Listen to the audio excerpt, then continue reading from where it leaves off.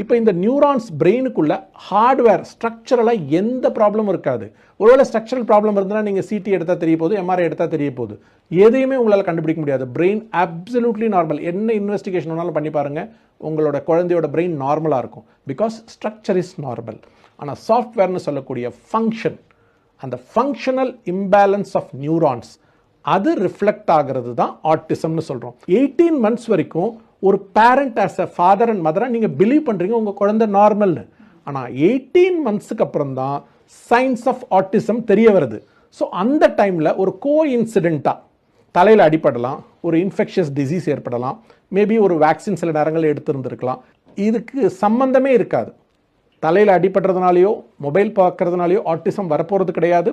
MMR வேக்சினில் ஒரு காலத்தில் 1980s மெர்குரியல் பாசிங்கள் வந்திருந்தாங்க, அதுவும் இப்போ நியூட்ரலைஸ் பண்ணியாச்சு.